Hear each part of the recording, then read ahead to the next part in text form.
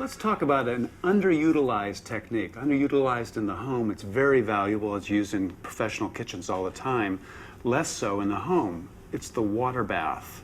Cooking something in water. Water is its own thermometer. It can't go above 212 degrees.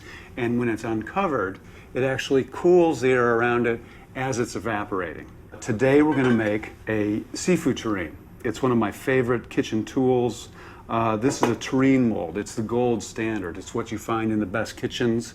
My father gave me one because he knew I wanted one so much. It's a great vessel.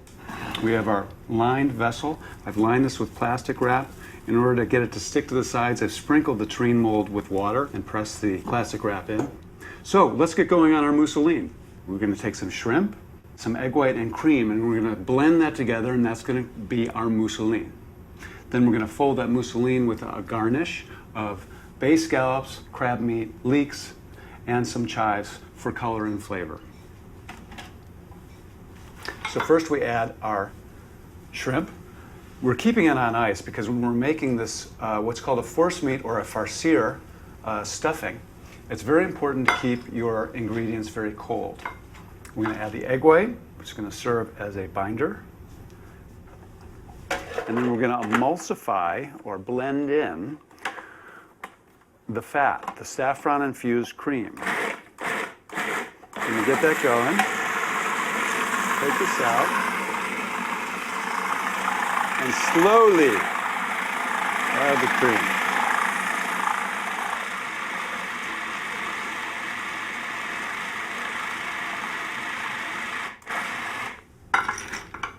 And that is a mussoline. And we simply put the mussoline into a bowl. Now that it's emulsified and everything's very cold, it should be fairly stable, so you shouldn't have to worry about it too much. But still, it's a good idea to work quickly and keep all your garnish and everything cold. Then we add our garnish. Our leeks. Leeks are a very flavorful form of onion. I use them all the time. They add so much flavor. They're also underused. Some beautiful bay scallops. If you don't have access to bay scallops, get whole scallops and just quarter them so you have big chunks so that when you slice it, you'll see a big interior garnish of these scallops. And then we have some lovely crab meat.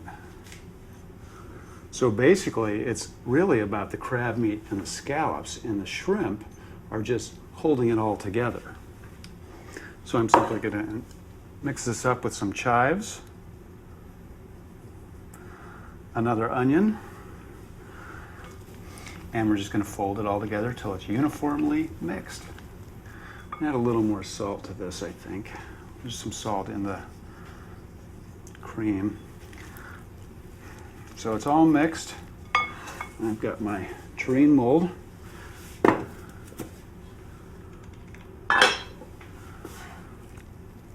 I'm just going to fill it up.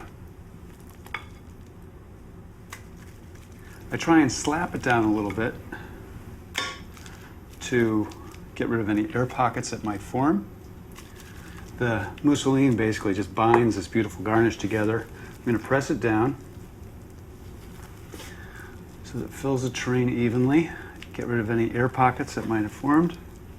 And then we're simply going to fold the plastic over it. This will make it very easy to remove from the terrine mold. Cover it. And I've got some hot water. It's been heating on the stove.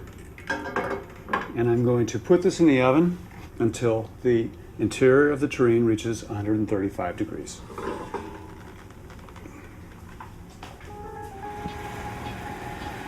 The tips I'd give a new cook just starting out are first, how to use salt. Salt's the most important ingredient in the kitchen. We're taught that it's bad for us. It's not bad for us if we cook our own food and season our food naturally. The second thing I'd say is learn 5 great techniques, perfect techniques. You know, you can know how to do 1,000 recipes. Know 5 good techniques, and that makes you a great cook. So here is my finished terrine. I cooked it in the oven for about an hour till it reached 135 degrees. I removed it from the oven and set it down and let it cool.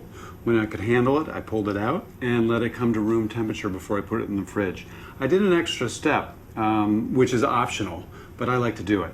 We put a piece of cardboard on top, covered with foil, and put some tomato cans on top, or any kind of way. You can use a box of salt or anything. It helps to make a more even texture throughout, makes for a better presentation, but again, it's optional. I did it because I like to do it. So anyway, here's our finished terrine, and we're gonna just loosen the edges. We're gonna pull it up a little bit.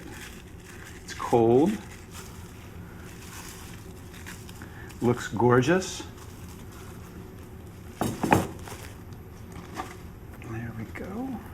Finished terrine is absolutely beautiful.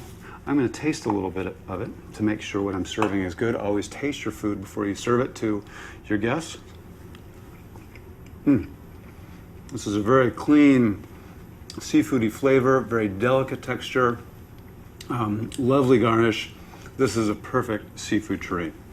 So what I'm going to do to plate it is just simply cut 2 wedges. I'm going to serve it on some lemon shallot aioli, because it goes so well with the seafood. Chervil, a great tarragone herb, just for garnish. I'm going to serve it with a little mâche and herb salad. That's how difficult these refined French classical dishes are. A beautiful seafood terrine. But you know what?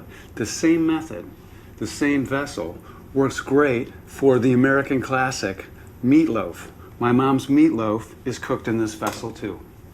Same way, water bath, great texture to the meat. So there you have it, an elegant French classic, seafood terrine, meatloaf, mashed potatoes, and gravy, both made possible, both perfected by this undervalued technique, the water bath. It's a great technique. I hope you'll try it.